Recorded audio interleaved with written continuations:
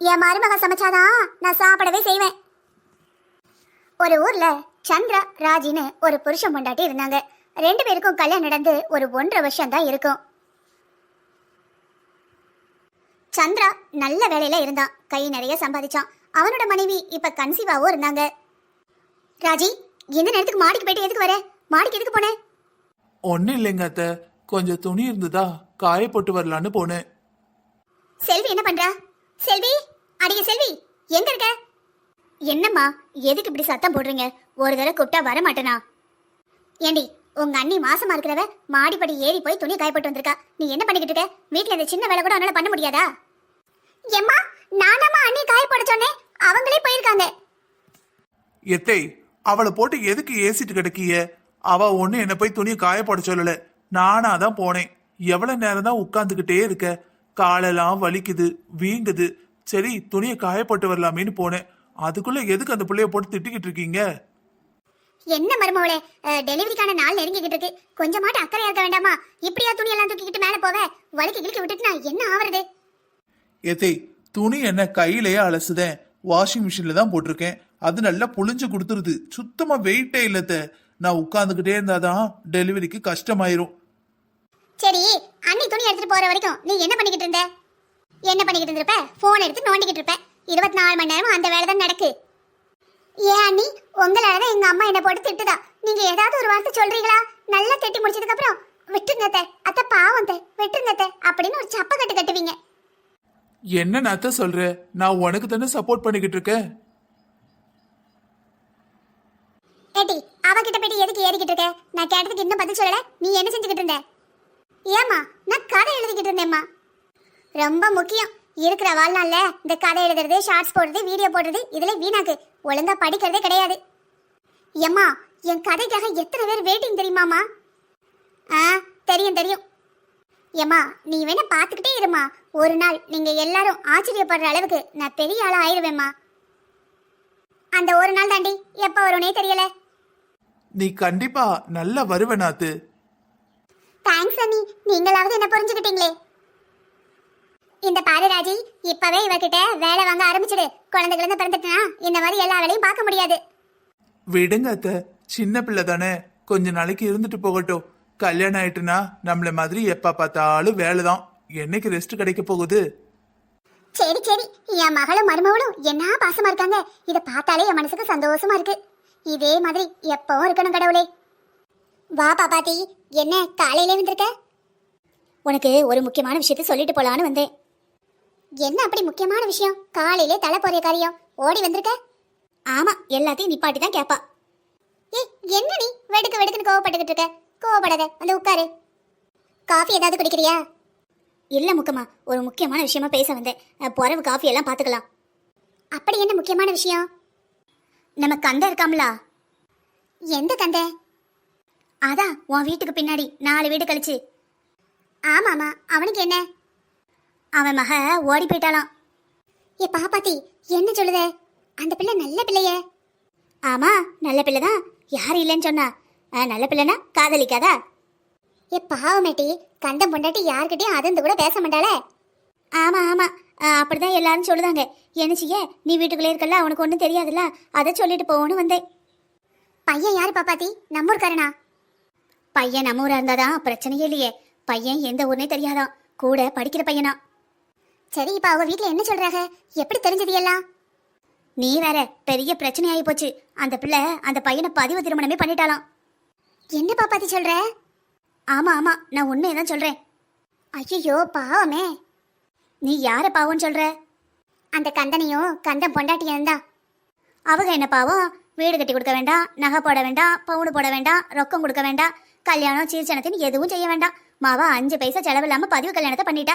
மறுபடியும் அவங்கள எதுக்கு பாவங்கிற? என்ன பாப்பாத்தி இப்படி பேசுற?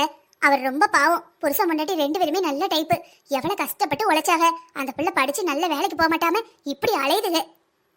என்ன செய்ய, நம்ம நினைக்கிற மாதிரி அந்த பிள்ளைங்க நினைக்கணும்ல. பிள்ளைகளை நம்ம படிக்க அனுப்பணும்னா அதுக்கு ஏதேதோ வேலையை பார்த்துட்டு வருதுங்க. இந்த பாரு முக்கம்மா, நான் இப்படி சொல்றேன்னு நினைக்காத. வீட்டுல வயசு பிள்ளைகளை வச்சிருக்க, கவனமா இரு. கண்ணுல விளக்கெண்ணெய் ஊத்திக்கிட்டு பாரு. யாரு எப்ப என்ன பண்ணுவான்னு நமக்கு ஒன்றும் தெரியாதுல்ல. கவனமா இரு, சரியா? நான் போயிட்டு வரட்டா? சரி பாப்பாதி, போயிட்டு வா. என்ன இவா போயிட்டு வரட்டான்னு கேட்டா உடனே போயிட்டு வந்துட்டா. ஒரு காப்பி குடிக்கிறியா டீ குடிக்கிறியா ஒன்றும் கேட்கல. அதான் யார் வீட்டுக்காவது போய் விஷயத்த சொல்றதுக்கு முன்னாடி காஃபி டீ எல்லாம் குடிச்சிடணும். இல்ல விஷயத்த கறந்துட்டு பச்சை தண்ணி கூட கொடுக்க மாட்டாளுங்க. பாப்பாத்தியும் மூக்கமாவும் ரொம்பவே நல்ல ஃப்ரெண்ட்ஸ். என்னதான் மூக்கமா கொஞ்சம் சைலண்டா இருந்தா கூட பாப்பாத்தி என்ன கீ கொடுத்தாலும் நல்லாவே ஆடுவா. இந்த ஒரு நிலைமையில தான் மூக்கம்மாவோட மருமக ராஜிக்கு குழந்தை பிறக்குது. தன்னோட பேத்தி பிறந்ததுக்கு அப்புறம் மூக்கம்மா ரொம்பவே சந்தோஷமா இருந்தாங்க. மருமவளே, இன்னைக்கு நான் ரொம்ப சந்தோஷமா இருக்கேம்மா. நான் நினைச்சேன் என் மகனுக்கு முதல் பிள்ளை பேத்தி தான் பிறக்கணும்னு. அதே மாதிரி பெண் குழந்தைய பெத்து கொடுத்துட்டேன். நான் ரொம்ப சந்தோஷமா இருக்கேன். உன் மேல வச்ச நம்பிக்கையை காப்பாத்திட்டேன். அண்ணி, குழந்தை அப்படியே எங்க அண்ணன் மாதிரி தான் இருக்கு. அப்படியாத்த? குழந்தை என்ன மாதிரி இல்லையா? கொஞ்சம் கூட என்ன மாதிரி இல்லையா? இங்க பாரு ராஜி, பிறந்த குழந்தையோட முகத்தை வச்சு நம்ம கெஸ் பண்ணவே முடியாது.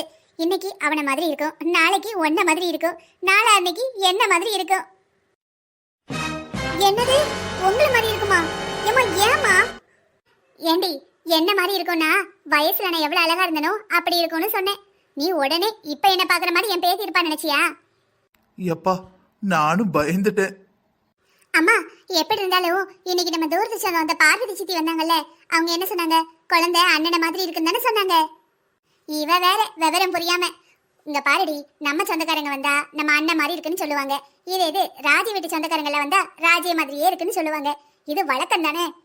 அவங்க யார மாதிரி இருக்கணும்னு நினைச்சிட்டு பாக்காங்களோ அவங்கள மாதிரி தான் தோணும். குழந்தையோட முகம் மாறிக்கிட்டே இருக்கும். இப்படியே கேலியும் கூத்துமா சந்தோஷமா 2 வருஷம் போச்சு. 2 வருடங்களுக்கு பிறகு ஒரு நாள். என்னங்க உங்க முகமெல்லாம் வாடி போய் கிடக்கு? என்னாச்சு? ஒன்னே இல்ல ராஜி. ஏங்க, உங்க முகத்தை பார்த்தாலே ஏதோ இருக்குன்னு தெரியுது. நான் வேற யாரோ இல்லைங்க, உங்க பொண்டாட்டி. என்ன பிரச்சனை என்கிட்ட சொல்லுங்க. என்னாச்சு? ஏன் ஒரு மாதிரி இருக்கீங்க? ராஜி, நான் என்ன சொல்ல வரேன்னா, நான் சொன்னா நீ தப்பா எடுத்துக்க மாட்டியே? நீங்க சொல்லி நான் என்னங்க தப்பா எடுத்துக்க போறேன்? நீங்க சொல்லனா தான் நான் தப்பா எடுத்துக்குவேன். என்னன்னு சொல்லுங்க. இல்ல, நம்ம பொண்ணுக்கும் 2 வயசு ஆயிடுச்சு. நீ ஏதாவது வேலைக்கு போனா நல்லா இருக்கும்னு தோணுது. இங்க மாசம் மாசம் பட்ஜெட்டு கை கிழியுது. வர்ற சம்பளம் செலவுக்கே சரியா போயிடுது. நீ ஏதாவது ஒர்க் பண்ணனா கொஞ்சமா சேர்த்து வைக்கலாம். ஒவ்வொரு மாசமும் 20ஆம் தேதியே கையில இருக்கிற படமெல்லாம் காலியாயிடுது. என்ன போகுது எங்க போகுது ஒன்னும் தெரியல. ஏன்னா சென்னை மாதிரியான இடத்துல, அதுவும் பெரம்பூர்ல இருந்துகிட்டு ஒருத்தர் சேலரியில குடும்பம் நடத்துறது ரொம்ப கஷ்டமான காரியம். ஏங்க என்ன சொல்றீங்க? எனக்கு வேலைக்கு போகணும்னு ரொம்ப ஆசை. நானும் 1 வருஷமா இதை யோசிச்சுட்டு தான் இருந்தேன். ஒருவேளை கேட்டா நீங்க ஏதாவது திட்டுவீங்களோ தப்பா எடுத்துப்பீங்களோன்னு தான் கேட்காமலே இருந்தேன். இப்ப நீங்களே போங்கிறீங்க. ஏங்க, எனக்கும் என் சொந்த கல்ல நிக்கணும், எனக்குன்னு ஒரு ஃபேஷன் இருக்கணும் தான் ஆசை. நீங்க ஏதாவது தப்பா எடுத்துப்பீங்களோன்னு தான் சொல்லவே இல்லை. இதுல தப்பா எடுத்துக்க என்ன இருக்கு? இது பெருமைப்பட வேண்டிய விஷயம்தான். சரிங்க, நீங்களும் வேலைக்கு போன்னு சொல்லிட்டீங்க. எனக்கும் வேலைக்கு போக அம்புட்டு ஆசை. ஆனா அத்தை என்ன சொல்லுவாங்களோ? அம்மா என்ன சொல்ல போறாங்க? அம்மா ஒன்னும் சொல்ல மாட்டாங்க. என்னங்க, என்ன இருந்தாலும் அவங்க கிட்ட ஒரு வார்த்தை கேட்கணும்ல. அம்மா கிட்ட நான் பேசிக்கிறேன். நான் சொன்னா கண்டிப்பா சரின்னு சொல்லுவாங்க. நீ போயிட்டு வேலைக்கெல்லாம் அப்ளை பண்ற வழிய பாரு. சரிங்க, இப்பவே போறேன். அதுக்கான ஏற்பாடெல்லாம் இப்பவே பண்ண ஆரம்பிக்கிறேன்.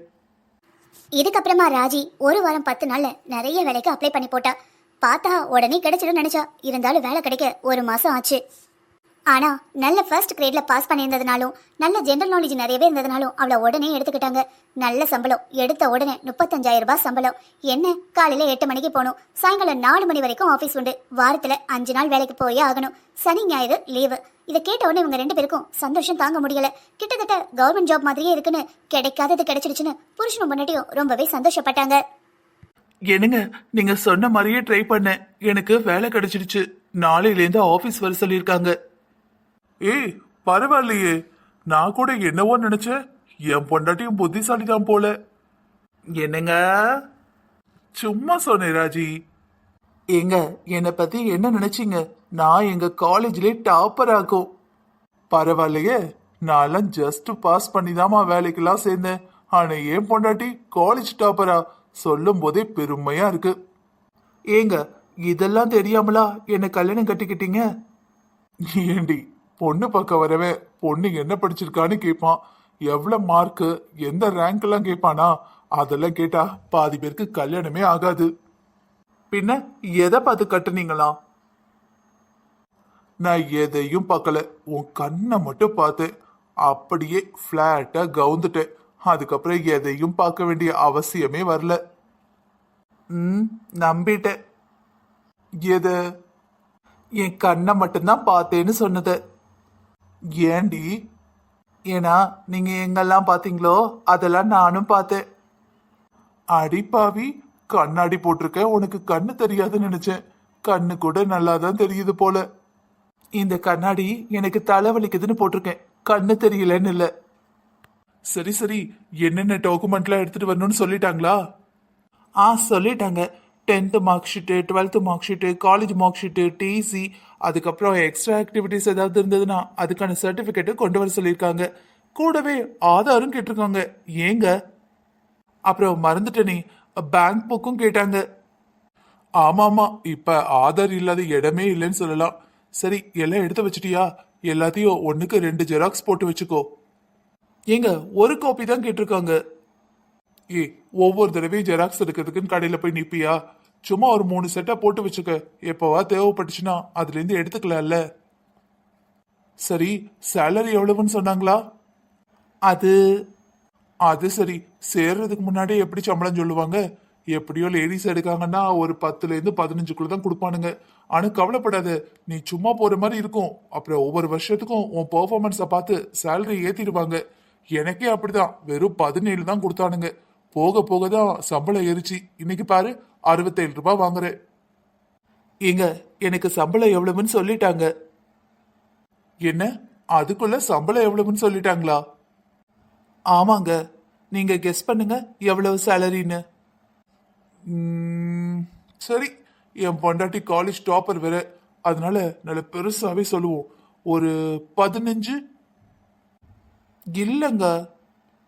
சரி, அப்போ ஒரு 12ல இருந்து ஒரு 10. இல்ல. என்ன ராஜி, அதை விட குறையாவா? அதை விட குறையான சம்பளம்னா நீ போடுற ட்ரெஸ்ஸுக்கு, நீ யூஸ் பண்ற அந்த திங்ஸ்க்கு, போற வர அந்த பஸ்ஸாஸ் செலவுக்கு இதுக்கே சரியா போயிருண்டி. பின்ன என்னத்த மிச்சம் வைப்ப? என்னங்க, சரி, நான் ஒரு க்ளூ கொடுக்கறேன். 20க்கு மேல. சூப்பர்ப்பா, 20க்கு மேலனா அதுவும் ஃபர்ஸ்ட் மந்த் சேலரியே. செம செம சூப்பர். என்னால சஸ்பென்ஸ் தாங்க முடியாது. எவ்வளவுன்னு சொல்லிடு. எவ்வளோ? எங்க 35ங்க. 35 வந்து பேசிக் சேலரியா. அதுக்கப்புறம் ஏதோ சொன்னாங்க, அதெல்லாம் ஆட் பண்ணி கொடுப்போம், ரவுண்டா ஒரு அமௌண்ட் வரும் நாங்க. அதெல்லாம் எனக்கு தெரியாதுல்ல, அதான் நீங்க வந்ததுக்கு அப்புறம் கேட்டுக்கலாம்னு நினைச்சேன். என்னங்க, ஒன்னும் சொல்ல மாட்டேங்கிறீங்க? ராஜி, என் முகத்தை பார்த்தா தெரியலையா? அதிர்ச்சியில அப்படியே அமைதியா இருக்கேன்னு. எப்பா, 35,000 ஃபர்ஸ்ட் மாசம் சேலரியா? Super super. அப்ப இன்டர்வியூல செம்மைய கலக்கி இருக்க போல. அதை பார்த்துட்டு தான் நல்ல வேலையா கிடைச்சிருக்கு. சரி சரி, நாளைக்கு ஆபீஸ் போனோம்ல, நீ எல்லாத்தையும் ஓரளவுக்கு இன்னைக்கே எடுத்து வச்சுடு. அப்புறம் 1க்கு 2 தடவை செக் பண்ணிடு. ஃபர்ஸ்ட் டே எப்படி போறியோ அதை பொறுத்து தான் உன்னை மதிப்பாங்க. ஏங்க, எல்லாம் இருக்கட்டும், அத்தை கிட்ட இதை பத்தி பேசவே இல்லையே. எப்ப பேச போறீங்க? நான் கொஞ்ச நேரத்துல சாப்பிட போவோம்ல, சாப்பிடும்போது நான் அம்மா கிட்ட சொல்லிக்கிறேன், நீ கவலையை விடு. அவங்க அம்மா வெளியே கூட்டு வந்தாலே ஜாலியா ஆயிடுவாங்க. அதனால சந்திரன் தாமா காய்ஸ் வச்சு வெளியே கூட்டிட்டு வந்திருந்தாரு. மெல்ல மெல்ல தான் மனைவி வேலைக்கு போக போறதையும் அம்மா கிட்ட சொல்லிட்டாரு. டேய் சந்திரா, நீயும் பொண்டாட்டியும் என்கிட்ட விளையாட தானே செய்றீங்க? இல்ல அத்தை, அவரு விளையாடல, உண்மைதான் சொல்றாரு. ஏமா, அவன் தான் ஆம்பல்ல, விவரம் தெரியாம பேசிக்கிட்டு இருக்கான். நீயும் மண்டே ஆட்டிக்கிட்டு இருக்க. உங்க பிள்ளைக்கு இப்பதான் 2 வயசு ஆகுது. 6 வயசு வரைக்கும் அம்மாவோட பாசம் கிடைக்கணும். அந்த பிள்ளை வளர்ந்ததுக்கு அப்புறம் அடுத்து ஒரு ஆணோ பொண்ணோ பார்க்க வேண்டாமா? இந்த காலத்துல ஒரு பிள்ளையோட இருக்கிறது ரொம்ப கஷ்டம். என்ன நோய் நொடி வரும், எப்ப என்ன நடக்கும் யாருக்கும் தெரியாது. கொரோனா பார்த்தல, எல்லாரையும் ஆட்டி வச்சுட்டு போயிட்டு குறைஞ்சது 2 குழந்தைகளாவது பெத்துக்கணும். என்னது, இன்னொரு குழந்தையா? என்னால முடியாது. என்ன ராஜி, உலகத்திலே நீ ஒருத்தி தான் குழந்தை பெத்துக்கிற மாதிரி என்னால முடியாதுங்கிற? நாங்கெல்லாம் அந்த காலத்துல 7-8 பிள்ளைகளை பெத்தோம். 2-3 போகும், 3 நாள் இருக்கும். இந்த காலத்துல ஒத்த பிள்ளைய வச்சுட்டு இருக்கிறதுலாம் சரியா இருக்காதுமா. அம்மா, என்னம்மா பேசுறீங்க? இது உங்க காலம் இல்ல, காலம் மாறி போச்சு. இப்பெல்லாம் எவ்வளவு கம்மியா குழந்தை பெத்துக்கிறோமோ அந்த அளவுக்கு நல்லது. எல்கேஜிக்கு அட்மிஷன் போனாலே 2 லட்சத்தை கொண்டா 3 லட்சத்தை கொண்டாங்கிறான். எங்க 2-3 பிள்ளைங்கலாம் அப்பா யார் செலவை பாக்குறது? செலவெல்லாம் எப்படி ஆகுது தெரியுமா? உங்ககிட்ட நாங்க சொல்லாததுனால உங்களுக்கு எதுவுமே தெரியல. சந்திரா, செடிய வச்சவன் தண்ணிய ஊத்துவான்ப்பா, நீ ஏன் கவலைப்படுத? மா ப்ளீஸ்மா, ஃபோர்ஸ் பண்ணாதீங்க. நீங்க சொல்றதெல்லாம் அந்த காலத்துக்கு வேணா சரியா வரும். எத்தனை பிள்ளைங்க பெத்தாலும் பள்ளிக்கூடத்துக்கு அனுப்பணும்னு எந்த ஒரு கண்டிஷனும் இல்ல. அவங்க பாட்டு குழந்தை பெத்துப்பாங்க. குழந்தைங்களும் கொஞ்சம் கொஞ்சம் வளர்ந்து அம்மா அப்பாவுக்கு உதவியா அவங்க தொழிலோ இல்ல விவசாயமோ இல்ல வேற ஏதோ ஒண்ணு பாத்துக்கிட்டு இருந்தாங்க. இப்ப அப்படி இல்ல. எல்லா குழந்தைங்களுக்கும் படிப்பையும் அறிவையும் கொடுக்க வேண்டியிருக்கு. அது போக நிறைய எக்ஸ்ட்ரா கரிக்குலர் ஆக்டிவிட்டிஸ் வேற. ஒவ்வொன்றுக்கும் மாசம் 1000 ரூபாய் கட்டு 2000 ரூபாய் கட்டுங்கிறான். அட்வான்ஸ் 30,000-40,000 குறைஞ்சு எதுவும் கிடையாது. சும்மா இருங்கம்மா, இன்னொரு குழந்தைன்னு பேச்சே எடுக்காதீங்க. சரி, அது இன்னொரு தடவை பேசுவோம். சரி, இவ வேலைக்கு போறதெல்லாம் சரியா வராது. வேலைக்கு போயிட்டானே என் பேத்தி யார் பாக்குறது? இதுக்கப்புறம் இந்த பேச்ச பேச வேண்டாம். மா, விலைவாசி எல்லாம் ஏறி போச்சுமா. இந்த காலத்துல எல்லாம் ஒரு ஆள் சம்பளத்தை வச்சு ஒண்ணுமே பண்ண முடியாது. வர்ற சம்பளம் வீட்டுக்கு இஎம்ஐ கட்டுறதுலயும் காருக்கு பெட்ரோல் போடுறதுக்குமே சரியா போயிடுதுமா. இங்க பாரு சந்திரா, இது வரைக்கும் நம்ம குடும்பத்துல பொண்ணுங்க யாரும் வேலைக்கு போனது கிடையாது. நடபடிய தாண்டறது கிடையாது. நம்ம குடும்பத்து பிள்ளைங்க வேலைக்கு போயிட்டா நம்ம மானம் மறுவாதெல்லாம் என்ன ஆகுறது? அக்கம் பக்கத்துல இருக்கிறவங்க என்ன பேசுவாங்க? மா, அக்கம் பக்கத்துல இருக்கிறவங்க நம்ம நல்லா இருந்தாலும் பேசுவாங்க, நாசமா போனாலும் பேசுவாங்க. நமக்கு எது சரின்னு படுதோ அதை தாமா பண்ணணும். அவன் என்ன நினைப்பான் இவன் என்ன நினைப்பான் நினைச்சா நிம்மதியா மூச்சு கூட விட முடியாது. சரிடா, அப்படியே இவ வேலைக்கு போறானே வச்சுக்கிடுவோம். அப்ப வீட்டு வேலை, சமைக்கிறது, குழந்தைய பாத்துக்கிறது இதெல்லாம் யாருடா பாத்துப்பா? வயசான காலத்துல இது எல்லாத்தையும் என்ன செய்ய சொல்றியா? உட்கார்ந்தா எந்திக்க முடியல, எந்திரிச்சா உட்கார முடியல, முட்டி வலிக்குது. இந்த லட்சணத்துல உன் மகால என்ன நல்லா ஓட ஆரம்பிச்சிட்டான்னு வச்சுக்கோ, அவ பின்னாடில என்னால ஓட முடியாது. எனக்கு வயசு திரும்புதா என்ன? அம்மா, நீங்க என்ன நினைச்சீங்க? நானும் அவளும் அதை பத்தி யோசிக்காம ஏதாவது முடிவெடுப்போம்னு நினைச்சீங்களா? வீட்டு வேலையை பாக்குறதுக்கு ஒரு அம்மாவை வர சொல்லியிருக்கோம். அவங்க நாளையில இருந்து வந்துருவாங்க. பாத்திரம் அலசுறது, துணி அலசுறது, வீட்டை பெருக்கிறது, மா போடுறது, சமைக்கிறது முதற்கொண்டு எல்லா வேலையும் பாத்துருவாங்க. ஏண்டா சந்திரா, அப்ப எல்லாத்தையும் முடிவு பண்ணிட்டீங்க. கடைசியில சொல்லணுமேனு இந்த கிழவி கிட்ட சொல்றீங்க, அப்படித்தானே? அத்தை, என்னத்த சொல்றீங்க? அப்படியெல்லாம் எதுவும் இல்ல. நான் ஆரம்பத்திலேயே உங்ககிட்ட சொல்ல சொன்னேன். இவர்தான் எங்க அம்மா ஒன்னும் சொல்ல மாட்டாங்க, எங்க அம்மா ரொம்ப பிராட் மைண்ட்னு சொல்லிட்டாங்க. அப்படின்னா? அப்படின்னா ரொம்ப பெருந்தன்மையான மனுஷின்னு அர்த்தம்மா.